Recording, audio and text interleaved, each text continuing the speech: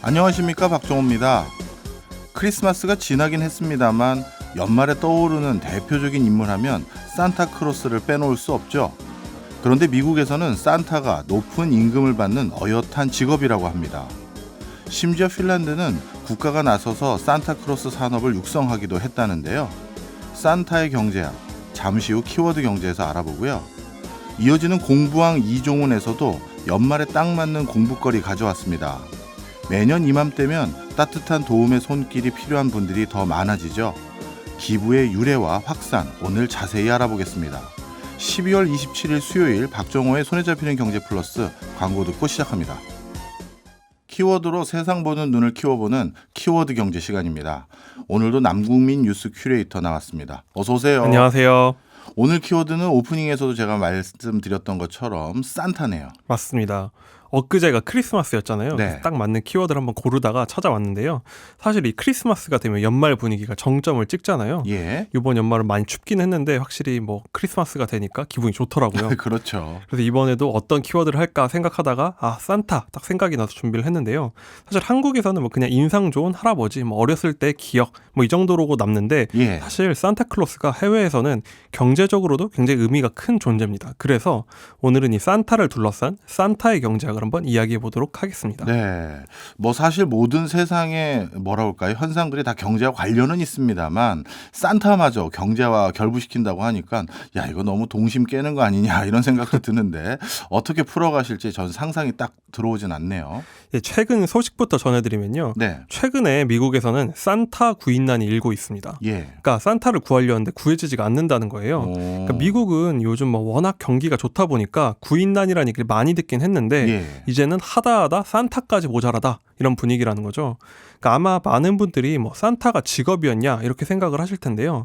지금 어린 자녀들은 뭐 듣지 않다고 생각하고 말씀을 드리자면 네. 사실 한국에서 산타는 부모님이나 그냥 유치원 선생님들이 이렇게 뭐 이제 분장을 하고 아이들에게 선물을 주는 그런 존재잖아요. 그렇죠. 그런데 미국이나 유럽에서는 어엿한 직업인입니다. 산타가. 이게 잘 이해가 안 가요. 산타가 직업인이라는 게 우리가 흔히 말하면 직업이라면 연속성이 있는 일이 있어야 될 텐데 그러면 산타인은 설마 진짜 썰매 타고 다니면서 뭐 일하는 그런 사람들을 말하는 겁니까? 그러니까 한국이나 일본 같은 아시아 국가들도 성탄절을 기념하긴 하지만 사실 이건 기독교의 최대 명절이잖아요. 그렇죠. 그래서 서구의 기독교 국가들에겐 정말 의미가 큰 게 이 크리스마스 연휴입니다. 예. 그러니까 우리의 추석 같은 명절인데요.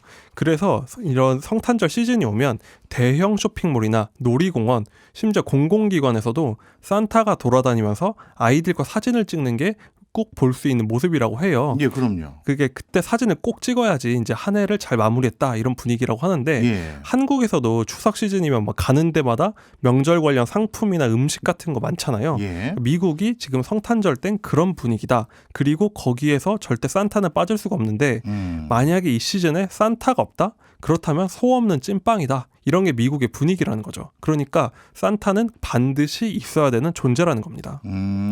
쉽게 말해서 미국에서는 연말에 단순히 산타가 하나의 홍보 수단, 요 정도 수단이 아니라 없어서는 안 될 그런 인물이다. 이렇게 보고 있다. 그렇게 봐도 될까요? 그렇습니다. 없어서는 안 되는 존재니까 직업이 된 거죠. 예. 그러니까 그렇다 보니까 지금 미국에서 산타 구인난이 벌어지고 있는 건데요.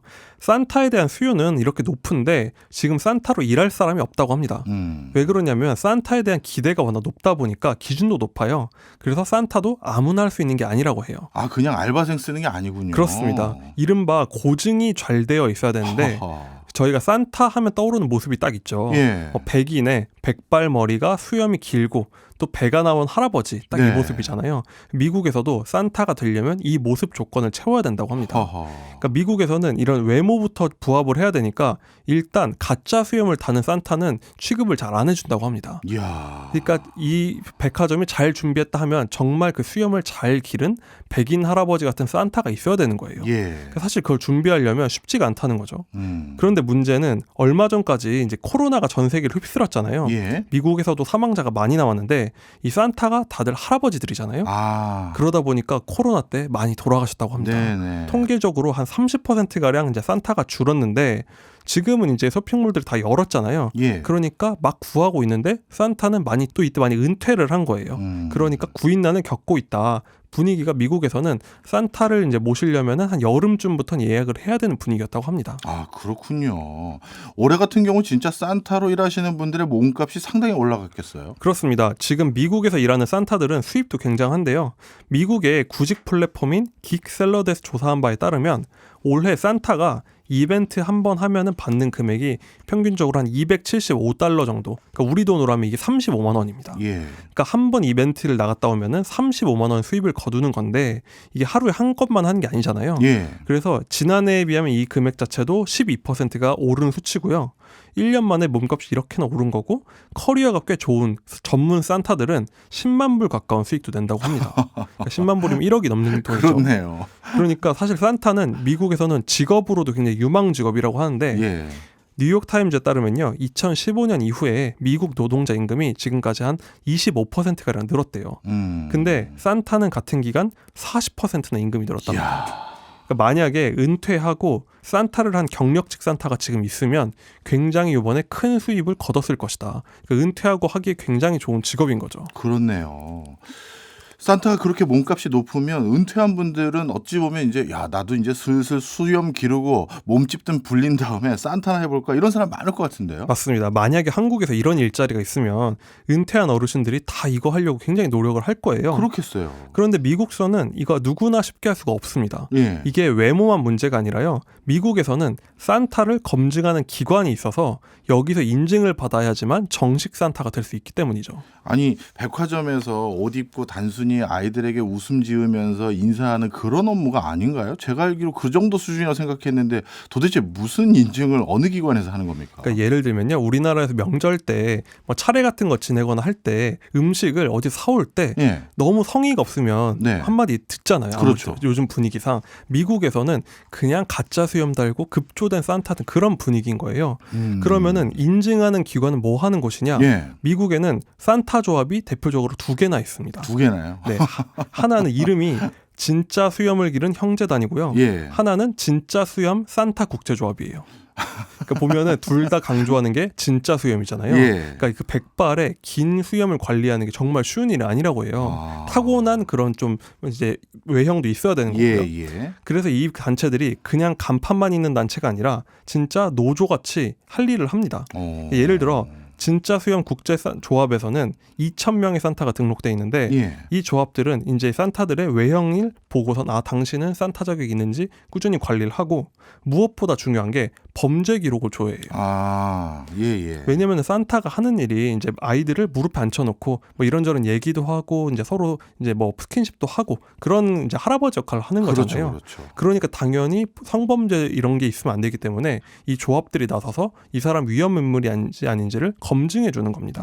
그리고 기본적으로 지켜야 되는 매너 같은 것도 알려주고 또 무엇보다 보험, 의료보험 이런 것도 제공을 한다고 해요. 예. 그러니까 사실 이 산타 조합에서 인증받은 산타가 굉장히 중요한 거죠. 아, 말씀을 쭉 듣고 보니까 나름대로 인증센터가 뭐랄까요? 하는 역할이 충분히 있을 법한데요. 그렇습니다. 산타가 그렇게 생각해 보니까 할 게 많구나 딱 생각이 나죠. 네. 그래서 이외에도 뭐 여러 가지 서비스를 제공하니까 정말 노동자 같은 일을 하는 건데 네. 특히 산타는 수염 관리 비용 같은 게 상당히 많이 든다고 해요. 네. 그래서 조합들은 이런 이제 조합원들한테 미용 관련 지출도 이제 같이 공동 구매 같은 걸 해주는 거죠. 복장도 해주고요. 예. 그리고 이제 꾸준히 어떤 매너 같은 것도 가르치니까 마치 전문직 조합 같은 거예요. 뭐 우리나라에도 변호사면 변호사 단체가 있는 것처럼 예. 미국에선 그런 역할을 하니까 여기 산타를 믿고 구하고 싶다 보니 몸값이 오르고 그러다 보니 새로운 진입은 쉽지 않은 게 미국에서의 산타라는 직업이다라고 할 수 있는 겁니다. 야, 말씀을 듣고 보니까 좀 무서운 생각도 드네요. 이젠 산타마저 전문성을 길러야 할 수가 있구나. 그렇습니다. 정말 세상 빡빡해졌습니다. 그렇죠. 그 산타들도 지금은 호황이지만 사실 어려운 때도 있었죠. 바로 이제 코로나 때 네. 정말 정말 힘들었다고 해요. 이제 왜냐면은 당연히 이때 대면이 안 되니까 산타는 아이들을 만나고 소원을 들어주고 해야 되는데 이게 불가능했잖아요. 그래서 2020년대에는 정말 이거 우리 산타 산업 망하겠다 이런 분위기였다고 해요. 근데 여기도 정말 말씀하신 대로 빡빡하고 쉽지 않은 게요. 살아남으려면 또 이제 노력을 해야 되잖아요. 예. 그래서 산타 산업계에서 그러면은 가정 방문을 해야겠다라는 생각을 한 거죠. 근데 그걸 어떻게 하느냐? 50대 정도 되는 젊은 산타들이 이제 화상 채팅 같은 걸로 아이들을 인사하는 서비스를 시작했다고 합니다. 예. 그러니까 이걸 가정 방문이라 부른 건데 아이들이 이제 온라인으로 이제 산타가 인사도 하고 또 화면으로 마술도 보여주고 소원도 들어주고 이런 식으로 이제 살 길을 찾아 나간다고 해요. 예. 그러니까 이 산타도 말씀하신 대로 빡빡하고 경쟁도 치열하고 꽤 이제 살아남으려고 노력하는 경제 분야인 거죠. 그렇군요. 그런데 문제는 산타를 위협하는 게 이 코로나만은 아니라는 겁니다. 아니 그러면 또 뭐가 문제가 있나요? 요즘은요, 미국에서 다양성에 대한 요구가 굉장히 크잖아요. 뭐 성별이나 인종 이런 문제에 대해서 이제 요구가 굉장히 큰데 예. 산타도 여기서 벗어나 있지 않다고 합니다. 그러니까 미국은 지역에 따라서 뭐 백인보다 히스패닉이나 흑인이 더 많은 곳도 있잖아요. 그렇죠. 이런 지역에서는 왜 백인 할아버지만 산타를 하냐? 그렇네. 유색인종 산타도 있어야 한다. 그리고 스페인어 하는 산타가 또 필요하다. 이런 얘기가 나온다는 겁니다. 예. 그러니까 산타들한테 요구되는 스펙이 많아지는 거예요. 아. 그러니까 스페인어 잘하는 산타를 구하고 아니면 흑인 산타를 구하고 하다 보니까 이런 특수한 이제 뭔가 능력을 갖춘 산타를 구하느라 또 이제 수요가 높아지기도 하고 몸값도 높아진다. 그러다 보니까 산타 조합들도 자기들의 전통적인 산타상을 바꿔야 되느냐 그거에 대한 고민도 많다고 해요. 예. 우리나라로 따지면 한인타운에는 한인 산타가 있어야 되는 거잖아요. 그렇죠. 그러니까 산타도 시대의 변화에 발맞춰서 변화해야 되는 거죠. 네. 쭉 말씀을 듣다 보니까 산타 비즈니스가 생각보다 규모도 크고요. 생각보다 또 굉장히 체계적으로 움직이는 것 같다는 생각이 확 듭니다. 그런데 이런 산타 산업은 미국서 시작된 건가요? 원래 제가 알기로 산타는 저 북유럽이라고 알고 있는데. 맞습니다. 사실 미국에서 산타 산업이 번창하고 있지만 원조는 사실 따로 있죠. 유럽 쪽인데 네. 바로 핀란드를 꼽습니다. 네. 미국에서는 산타들이 돈을 벌고 있지만 핀란드는 국가가 나서서 산타 산업을 키우고 있어요. 국가가요. 예. 사실 산타클로스는 이제 중세 유럽의 이제 성인의 일화에서 유래한 건데요. 예. 애초에 사실은 핀란드랑 직접적인 연관성은 낮다. 이게 이제 중론이에요. 근데 핀란드에서도 20세기까지는 사실 산타에 대한 큰 관심은 없었어요. 예. 그런데 변곡점이 된 게 언제냐면 2차 세계대전이었습니다. 그러니까 핀란드는 처음에 독일 편에 섰다가 이제 소련에 패배하면서 패전국이 된 거예요. 예. 그러니까 안 그래도 이제 춥고 먹고 살기 힘들던 나라가 패전까지 하니까 정말 먹고 살 길이 막막했습니다. 그런데 예나 지금이나 산업 기반이 없는 나라가 쉽게 외화를 버는 수단이 관광이잖아요. 그렇죠. 근데 핀란드가 자기들 돌아보니까 너무 춥고 있는 건 호수밖에 없고 이렇게 인구가 적은 나라에서 뭘로 마케팅을 해야 되냐 고민이 컸던 겁니다. 아, 그러다가 산타를 이용하자 이 생각이 든 거군요. 맞습니다. 사실 1950년대까지도 핀란드는 산타에 큰 관심은 없었다고 해요. 예. 그런데 핀란드에서 산타의 이야기를 활용해보자 이런 시도가 나오기 시작합니다. 그러니까 산타는 추운 마을에 산다고 하니까 우리는 나라 전체가 춥다. 그러니까 이런 주장을 하면서 산타 마을을 만들기 시작했는데 그 근거로 가져온 게 뭐냐면요. 무려 1927년에 핀란드의 한 라디오에서 핀란드의 한 마을에서 산타의 작업장이 발견됐다. 이런 방송을 했었다고 해요. 그래요. 그러니까 이걸 활용해가지고 거 봐라. 우리나라에 이제 원조 산타의 작업장이 있다. 주장을 한 거고요.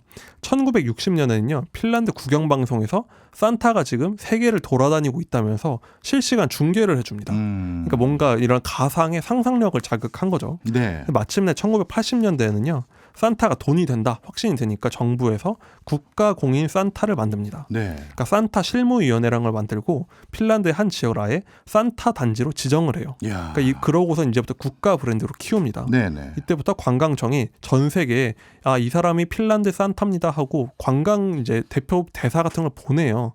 심지어 88년 올림픽에서도 산타를 보내가지고 우리가 원조다 홍보를 했다고 합니다. 야, 처음에는 산타 자체에 관심도 없었던 나라가 이게 산업화되니까 돈이 될 것 같다니까 산타를 아예 국가 브랜드로 만든 거군요. 그렇습니다. 정말 대단합니다. 이거를 마치 자기들의 IP 산업처럼 만든 건데요. 예. 핀란드는 지금 산타 관광으로만 해서요. 매년 수만 명의 관광객이 들어온다고 하고 네. 대략 한 2, 3억 달러의 수입을 올린다고 해요. 수입도 만만치 않네요. 대단한 거죠, 사실. 이게 그런 산타 마을을 보면 뭐 인구도 몇만 명 안 되는 곳인데 이렇게 관광객이 몰려드니까 국가 경제에도 굉장히 도움이 되는 거죠.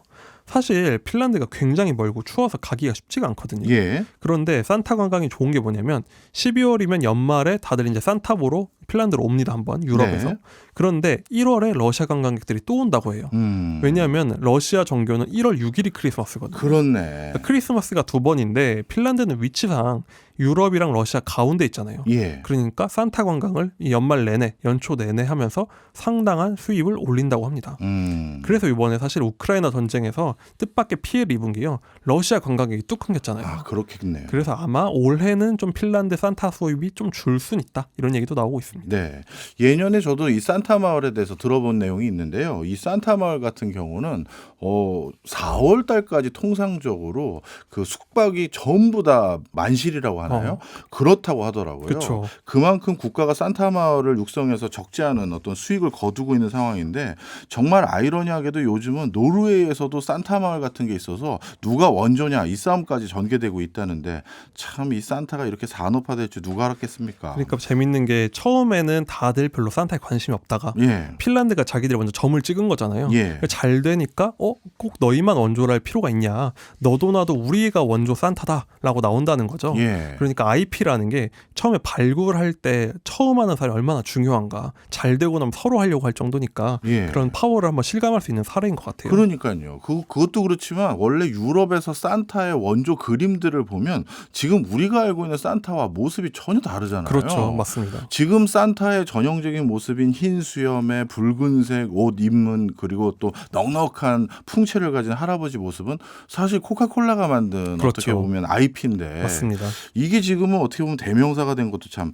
신비롭네요. 그렇죠. 사실 사람들이 비즈니스를 만든다는 게 얼마나 어떻게 변할지 모르는가 그 사례가 산타라고 생각을 하는데요. 네. 최근에 영국 이코노미스트지가 AI의 여파로 이제 화이트 칼라 시대가 간다 이런 얘기를 했어요. 예. 그러면서 뜰 산업이 뭐냐면 블루 칼라 즉 몸을 쓰는 노동자랑 그러니까 앞으로 그리고 서비스를 제공하는 직업들의 시대가 온다 이렇게 얘기를 했거든요. 네. 근데 그거 보면은 산타는 뭔가 상상력을 자극하면서 또 아이들과 능숙한 소통도 하고 뭔가 특유의 아름다운 이미지 같은 것도 있잖아요. 그렇죠. 그러니까 앞으로는 이런 부단한 외모 관리, 자기 관리 그리고 소통 기술 같은 직업이 더 뭔가 인기를 끌지 않을까. 그리고 이런 걸 확실히 활용하는 뭔가 스토리의 힘 이런 게 정말 중요한 게 나오지 않을까 생각이 들었습니다. 다른 거는 제가 다 동의가 가는데 그 풍채가 이렇게 있는데 부단한 자기 관리라는 게 조금 웃기긴 합니다. 풍채 관리도 굉장히 쉽지 않다고 해요. 예.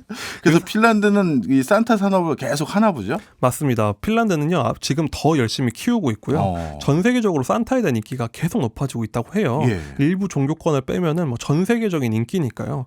그러니까 이걸 보면서 우리도 저런 거 있으면 참 좋겠다라는 생각이 들었어요. 예. 예를 들면 우리나라에서 뭐 K-팝, K-게임 인기 많지만 사실 그거 개별 상품으로 팔고 있거든요.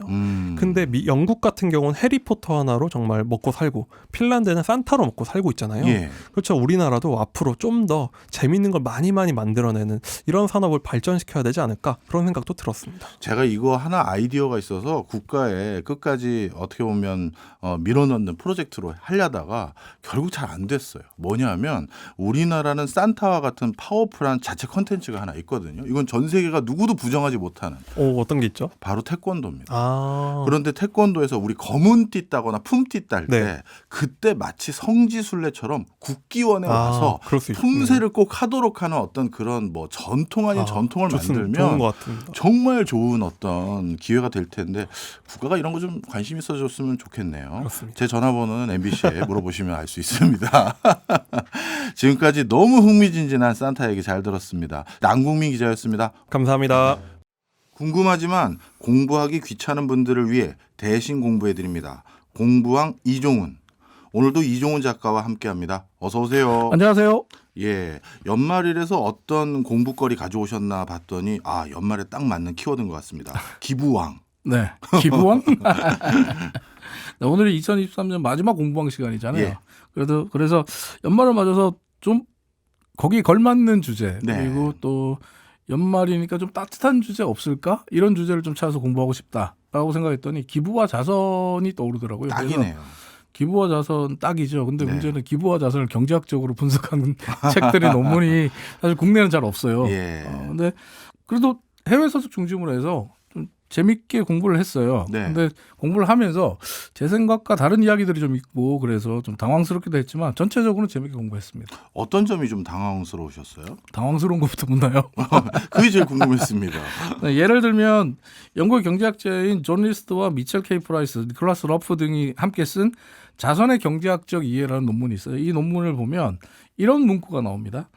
자선단체가 기부를 요청할 때 매력적이고 예쁜 젊은 여성이 기부를 요청하면 그렇지 않은 경우보다 기부 참여자가 늘어나고 기부금도 훨씬 더 많이 모인다. 그리고 이 기부 방법은 훨씬 더 효과적이다.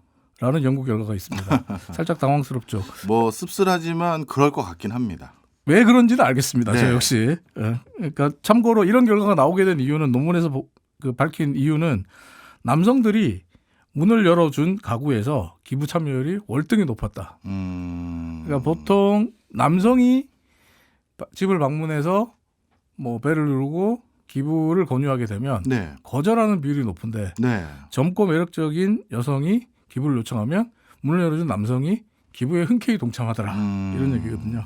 또 하나 당황스러웠던 게 이런 연구 결과들이 굉장히 중요하다는 겁니다. 그렇겠죠. 현대 사회에서 자선은 이미 그 자체로 이제는 하나의 사업, 비즈니스 영역이 됐거든요. 그리고 자선 활동에 있어서 홍보와 마케팅이 가장 중요한 요인으로 인식되기 때문에 어떤 식으로 어떤 그 인력을 사용해서 기부를 요청하면 더 많은 기부금을 더 효율적으로 빨리 모을 수 있는가, 이런 그 방법들을 제시할 수 있는 게 이런 연구 결과와 데이터들인 거죠. 그렇겠네요. 왜냐하면 이제 경쟁적으로 기부를 요청하는 단체들도 많아졌기 때문에 네. 우리 쪽에 더 많은 기부금이나 기부 전체 자산 뭐 이런 것들을 많이 모을 수 있다. 이런 것들을 이제 고민해야 되니까 근데 그럴 것 같아요. 기부를 하는데 이런 방법을 써야 된다는 게 좀 씁쓸하잖아요. 그렇긴 하죠. 예. 근데 실제로 세상을 바꾼 51가지 물건이라는 책을 쓴 영국의 경제학자죠.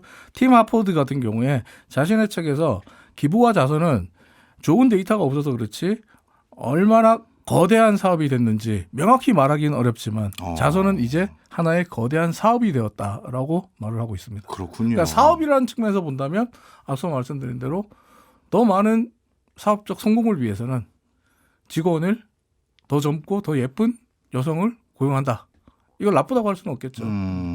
뭔가 여기서 이 그 경제학자들이 말하는 사업이라는 건 효율성을 추구하는 단체 뭐 이런 의미인 것 같긴 한데 그런데 제가 늘 궁금해하는 거 아시죠? 네. 이 자선 사업은 그럼 언제부터 시작한 겁니까? 그 질문 하실 줄 알고 찾아봤는데 네. 자선 사업의 역사는 인류의 역사만큼이나 오래된 거예요. 그래서 딱 정확히 언제다 이렇게 말씀드릴 만한 자료가 없더라고요. 네. 그러니까 개인의 자선 활동이 아니라 체계적인 자선 활동, 즉 시스템을 갖춘 자선 활동의 시작을 굳이 따진다면 구약 성경에 나오는 11조로 보는 게 맞다. 이런 견해들이 있더라고요. 거슬러 올라가면 그럴 수도 있겠네요. 네, 자신이 번 수입의 10분의 1을 신께 바치는 게 11조잖아요. 네. 그 신께 자신의 수입을 10분의 1을 바치면 교회와 제사장들이 그렇게 받은 돈으로 가난한 사람들과 소외된 사람들을 구제하고 돕는 데 쓴다. 이런 뜻에서 11조를 체계적인 시스템을 갖춘 자선활동의 시초라고 보는 사람들이 있고요. 예. 하지만 이것 좀 너무 먼 옛날 이야기잖아요. 예. 그리고 또 실제로 제사장과 교회가 그렇게 했는지도 역사책을 보면 꼭 그런 것만은 아니다 이렇게 나오잖아요. 그리고 너무 이상적인 얘기다 보니까 그렇다 정도만 네. 알고 계시면 될 것 같고 그렇다고 한다 이렇게만 알고 계시면 될 것 같고요.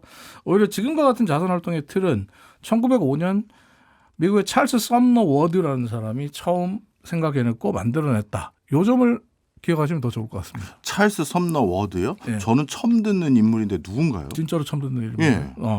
1905년부터 1929년에 사망할 때까지 미국의 YMCA와 미국 적십자, 보이스카우트 등 다양한 단체의 기부금 모금 책임자로 활동했던 사람이에요.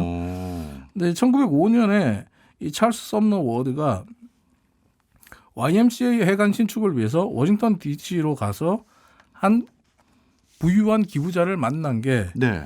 시작이 됐습니다. 이 이 기부자는 찰스 썸너 워드에게 좋다. 당신이 말한 대로 그 금액을 내가 기부해 주겠다.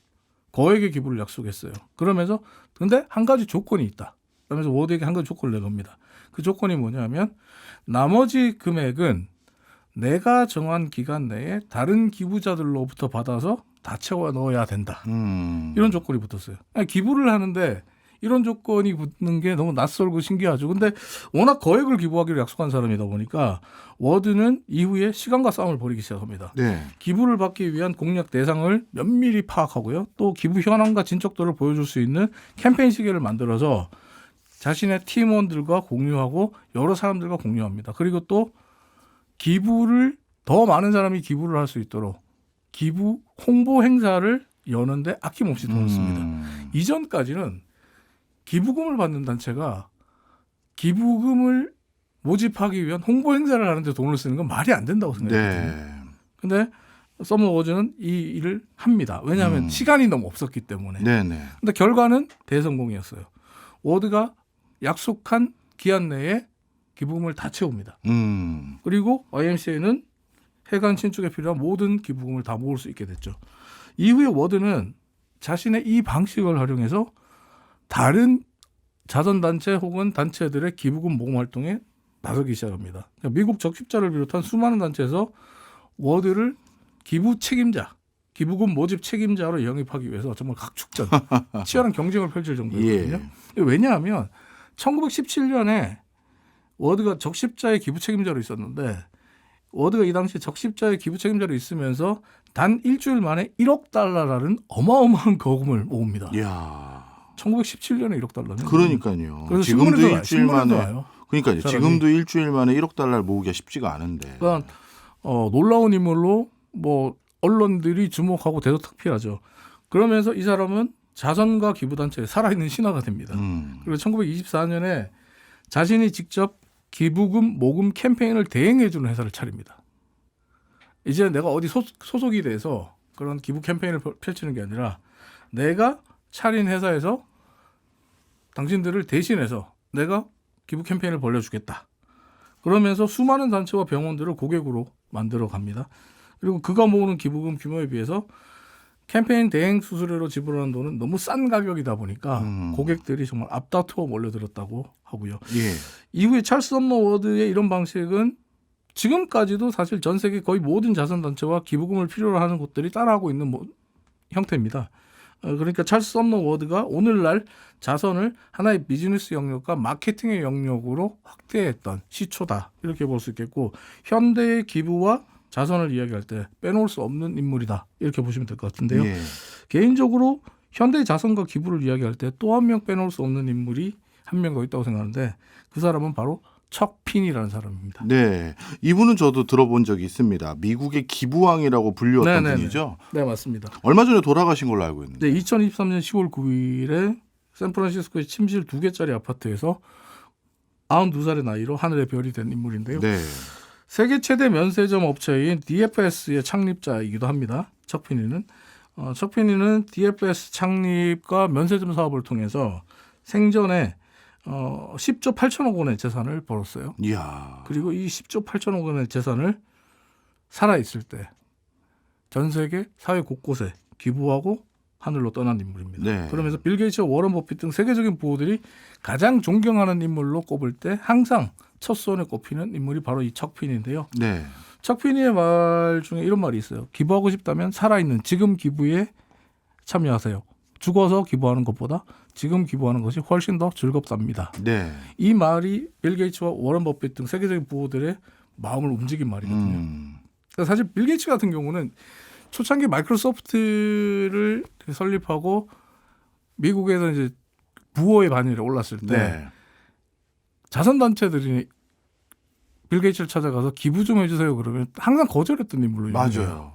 그때 그래서 논란이 많았었죠. 네, 그래서 기부하지 않는다. 네. 짠돌이다. 그다음에 빌 게이츠는 MS-DOS를 통해서 수많은 사람들로부터 돈을 벌고 있음에도 불구하고 자신이 번 돈을 다른 사람을 위해 쓰는데 너무 인색하다. 이런 비판을 받았는데 척피니의 사례를 보고 빌 게이츠 그리고 워런 버핏도 역시 마찬가지지만 그 워런 버핏도 기부에 본격적으로 나선 거는 얼마 되지 않거든요. 척피니의 사례를 보면서 시작을 했는데 어쨌든 빌 게이츠와 워런 버핏 같은 경우 이런 거부들이 자선 활동과 기부 활동에 열을 올리면서 이 세상이 조금이나마 좀 나아지고 있는 모습이라는 측면에서 본다면 척피니의 역할이 정말 중요했다 이렇게 볼 수 있는데 네. 앞서 빌 게이츠가 이제 돈밖에 모르는 구두쇠 뭐 이런 평가가 있었다면 1990년대 중반까지 척피니 역시 마찬가지 평가를 받았던 사람이에요. 1990년대 중반까지만 해도 미국 언론이 척피니를 가리켜서 이렇게 불렀습니다. 짠돌이, 구두쇠, 피도 눈물도 없고 돈밖에 모르는 현대판 스크루지. 야, 그 얘기는 달리 말하면 1990년대 중반까지는 척피니가 웬만하면 기부 안 했다는 얘기네요. 아니요. 그 이전부터 했어요. 그런데 왜 이런 소리를 들었죠? 척피니가 본격적으로 기부하기 시작한 게 1982년부터로 알려져 있습니다.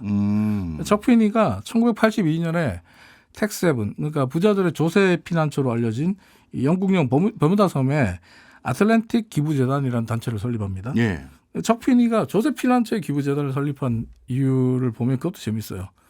조세 피난처의 그 회사를 차리면 사실은 어떻게 보면 탈세라든지 아니면 또 비자금을 만들기 위해서 주로 기업들이 그렇죠. 좀 어두운 검은 돈을 만들기 위해서 조세 피난처에 뭐 기업을 세우잖아요. 회사를 예. 차리잖아요. 근데 척피니는 조세 피난처의 기부재단을 설립한 게 자신의 기부 사실을 비밀로 할 수 있기 때문에. 아. 누가 어디로 얼만큼 줬는지를 모르게 하기 위해서. 그렇죠. 아. 그렇게 척피니 같은 경우 비밀리에 1997년까지 15년 동안 2,900회에 걸쳐서 무려 40억 달러. 당시 우리 돈으로 4조 5천억이라는 엄청난 돈을 기부해 왔습니다. 엄청나네요. 재밌는 건 이때까지만 해도 아무도 몰랐다는 거예요. 예. 비밀로 했으니까. 그러니까 1990년대가 되면서 포브스를 비롯한 미국 경제지들이 조세 피난처에 대한 특집 기사들을 준비하는 과정에서 예. 이 아틀랜틱 기부재단의 돈 흐름이 굉장히 눈길을 끌게 됩니다. 그러니까 다들 검은 돈 그리고 사악한 기업들인데 그리고 이 자신의 부를 축적하기 위한 그렇죠. 돈들인데. 비자금 같은 데 예. 비자금의 뭐 호수, 뭐 저수지 이런 모습이었는데 네. 아틀랜틱 기부재단은 정 반대인 거예요. 그래서 이건 뭐지? 라고 해서 이 돈 흐름에 대해서 추적을 해봐요. 네. 그러니까 상당히 많은 돈이 조 단위의 돈이 빠져나갔다는 걸 기부단체로 인해서 빠져나갔다는 걸 알게 돼요. 그래서 포브스를 비롯한 미국 경제지들이 이 아틀랜틱 기부재단에 대해서 그리고 이 재단에 기부한 사람에 대해서 이 거액을 기부한 사람을 찾아내려고 노력합니다. 네. 근데 끝까지 못 찾아요. 그래서 포브스가 이렇게 표현합니다. 이 기부자를 가리켜서 기부와 자선 활동에 제임스 본드가 있다. 마치 스파이 같이 못 알아보겠다. 비밀 첩보원처럼 예. 기부와 자선 활동에 열을 올리는 사람이 있다. 이러면서 칭찬하면서 정말 칭찬에 칭찬을 아끼지 않았거든요. 네. 근데 같은 시기에 포브스는 척피니를 인정사정 없고 돈밖에 모르는 짠돌이라고 비난했죠. 그럴 수 있겠네요. 자신의 자선 활동과 기부 활동 대부분을 이렇게 익명으로 알 수 없는 시스템으로 하니까 그런 오해를 살만 할 것 같은데요. 그러면 어쩌다 척피니의 기부 활동은 세상에 알려지게 된 건가요? 1997년에 밝혀지게 되는데 1997년에 척피니가 자신의 면세점 회사인 DFS를 매각하는 작업에 들어가요. 네. 근데 이 매각 문제 때문에 척피니가 법정 분쟁에 휘말리게 되거든요. 예. 그 과정에서 상대편, 소송을 건 상대편에서 척피니의 비밀 장부를 발견하게 됩니다. 예. 그 비자금 장부 하나가 발각돼요. 그 안에 뉴욕 컨설팅 회사라는 이름으로 15년 동안 수억 달러가 지출된 굉장히 수상한 내역이 있었던 거예요. 네. 그래서 소송 상대방과 언론들은 야, 척피니 내 저럴 줄 알았어. 돈밖에 모르더니 저런 식으로 부정한 방법으로 돈을 빼돌렸구나. 자신의 부를 축적해왔구나. 라고 하면서 더 깊게 파기 시작합니다. 네. 근데 이제 우리가 가끔 그런 얘기 하잖아요. 파도 미담만 나오는 경우가 있다고. 그런 경우가 파파미. 있습니까? 네, 파파미가 돼버린 거예요. 예. 파고 했는데 결국 나온 게 결국엔 아틀랜틱 재단에 돈이 흘러가는 게 나오고 네. 그리고 언론들이 그동안 기부계의 제임스 본드라고 칭송해왔던 인물이 알고 자신들이 봤더니. 그동안 욕했던 스크루지라고 욕했던 네. 척핀이었던 거예요. 그러면서 사람들이 당황하기 시작하죠. 그리고 척핀이에게 묻습니다. 아니 왜 이렇게 좋은 일을 하면서 안 알렸느냐. 알리지도 않고 그동안 사람들이 당신을 다 구두쇠 짠돌이 스크루지라고 오해하도록 내버려뒀냐 네. 라고 물었거든요. 근데 척핀이가 했던 말이 알리고 싶지 않았다. 지극히 개인적인 그냥 그 마음 밖에는 없어요? 네. 그리고 실제로 자신의 어머니가 척핀이의 어머니가 네. 항상 그렇게 얘기를 했대요. 자선은 자랑하는 게 아니다. 사실 그런 얘기 하잖아요. 자선을 자랑하게 되면 내가 더 나은 사람처럼 느낄 수는 있거든요. 맞아요. 근데 나로 인해서 구호를 받고 기부를 받는 사람들은 입장을 생각해야죠. 그 사람들을 생각해서 척핀이 어머니는 그걸 드러내지 말라고 했거든요. 근데 이런 게 이제 사실은 경제학에서 보면 온정 효과라고 해서 네. 그러니까 사람들이 앞서 얘기했던 그 연구 자료들을 보면 기부와 자선 활동에 대한 연구 자료들을 보면 이런 게 나옵니다. 사람들이 기부금을 직접 내는 것보다 복권 사업을 통해서 기부금을 어려운 사람들께 도와줘요. 우리 복권 사업도 그런 거 많이 네. 하잖아요. 그런 복권을 사는 걸 좋아한다. 그러니까 내가 이 복권을 사면 당첨이 될 수도 있고, 근데 내가 당첨이 안 되더라도 이 돈이 다른 좋은 사람을 데로 돕는데 흘러간다. 좋은 일에 쓰인다면 오케이, 난 이 복권을 사는데 거부감이 없어. 근데 그 똑같은 돈을 네. 소위 이제 구세군 냄비나 아니면 기부 단체, 자선 단체에 기부를 하라라고 하면 약간 거부감을 갖는다. 사람들은 자신이 좀 뭐랄까요, 복권을 사면서도 내가 기부를 하고 있어라는 좀 따뜻한 그런 느낌을 스스로 느낄 수 있을 때만 어떻게 보면 기부를 많이 한다라고 하는데, 척필이는 정반대 인물이죠. 네. 그리고 척필이 같은 경우는 이후에 기부를 한 사실이 밝혀졌잖아요. 예. 밝혀지고 나서 2000년대 들어오면서 매일 하루에 100만 달러씩, 하나로 11억 원씩을 기부하겠다라고 선언하고 실제로 기부를 합니다. 매일이요. 예, 매일 11억. 야. 매일 11억 원을 기부하고 결국 자신이 갖고 있던 돈의 99%를 다 기부하고, 그러니까 10조 원이 넘는 돈을 다 기부하고 지난 2023년 지난 10월에 세상을 떠났죠. 네, 2012년에 척피니가 이런 기부 활동을 통해서 코넬 대학이 척피니를 비즈니스 업계의 아이콘으로 선정을 합니다. 예. 정말 모든 비즈니스 리더들이 본받아야 되는 인물이다, 아이콘 같은 인물이다라고 해서 선정을 하고 상을 줘요. 상을 주면서 부상도 증정하거든요. 네. 부상을 증정하는데 부상이 $15짜리 카시오 전자식이었어요. 아. 코넬 대학이 척피니에게 부상으로 증정한 게 $15였는데 예. 척피니가 굉장히 좋아합니다. 왜요? 예? 자신이 차고 있던 시계보다 비쌌거든요. 아. 척피니는 평생 동안 12에서 $13짜리 전자시계, 싸구려 네. 전자시계를 손목에 차고 다녔던 사람으로 유명하고, 네. 그리고 척피니가 이렇게 얘기합니다. 너무 감사한 선물이다. 음. 이베이에 팔 수 있는 거다. 이걸 이베이에 팔아서 기부하겠다. 야. 이런 이야기를 할 정도로, 화답하기도 했을 정도로 기부가 일상이 된, 우리가 숨 쉬는 것처럼 척피니에게는 기부가 당연한 것이었는데, 어찌 보면 이 코넬 대학하고 척피니가 기부하는 사람의 자세와 마음가짐, 그리고 척피니가 어떤 식으로 기부를 해왔는지를 보여주기 위해서 하나의 퍼포먼스를 한 거네요. 그렇죠. 코넬 대학도 척피니에게 기부금 많이 받았거든요. 제가 알기로. 그리고 지금까지 전 세계에 척피니가 기부한 돈으로 지어진 건물이 1000여 개가 넘는다 그래요. 네. 근데 그 건물들 중에 척피니의 이름이 새겨진 건물은 단 한 곳도 없다고 합니다. 아, 이것도 멋있네요. 또 우리 돈으로 10조 원이 넘는 돈을 사업을 통해서 벌었던 인물이잖아요. 근데 자기 소유의 아파트도 없었고 차도 없었고 임대 아파트에 살았어요. 샌프란시스코 임대 아파트에 살았고 지하철 타고 다녔고 비행기를 타면 늘 이코노미를 타고 다녔습니다. 척피니 같은 경우에 당신 그렇게 많은 돈을 벌어서 다 기부해버리면 어떡하냐. 네. 일부는 당신을 위해서 써야 되지 않냐라고 묻게 돼요. 그럴 때 척피니가 대답하는 게, 내가 기부하는 이유는 간단하다. 내가 필요한 것보다 많은 돈이 생겼기 때문이다. 그러니까 자신은 그냥 임대 아파트에 살고 지하철 타고 다니고 이코노미 타고 다니고 그냥 $13짜리 10,000원짜리 전자시계 차고 다녀도 불편함이 없다. 나는 이 삶이 만족스럽다는 거예요. 네. 혹시 이분 결혼은 했나요? 했죠. 부인과 함께 임대 아파트에 살았어요. 그 사모님하고 자녀분에게는 좀 두 딸에게는 어느 정도의 유산을 조금 남긴 것 같아요. 그래요. 근데 많지가 않아요. 사모님은 좀 답답했겠다.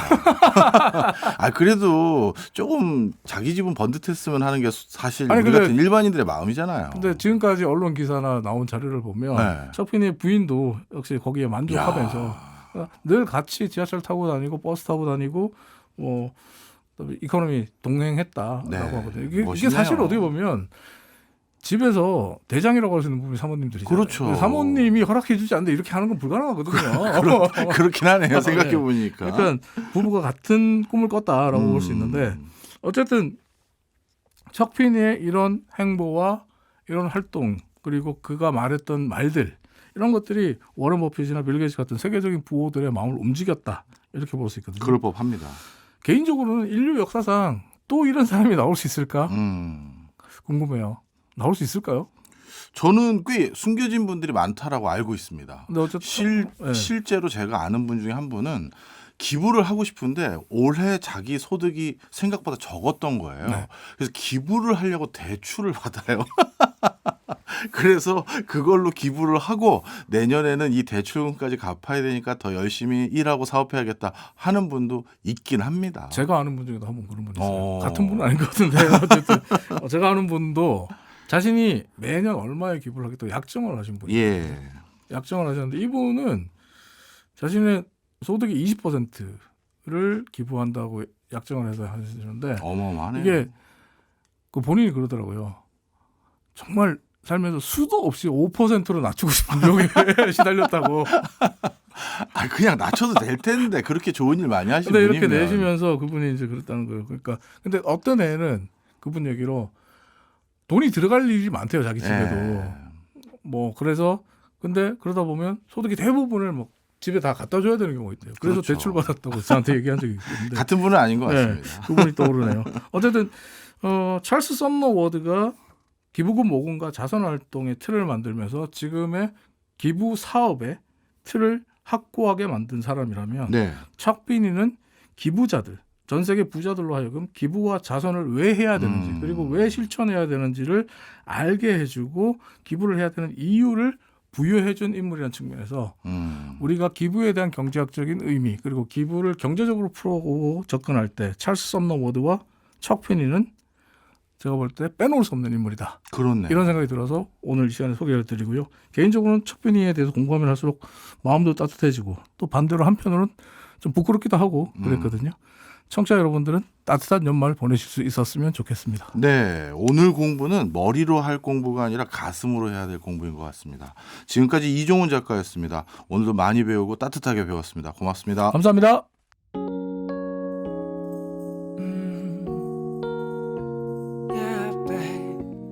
지금 나가고 있는 노래는 종현이 부른 따뜻한 겨울이란 노래입니다.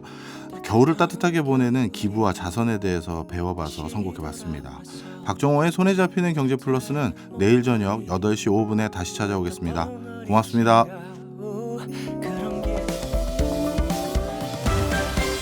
경제 생활의 플러스가 되는 아주 경제적인 시간.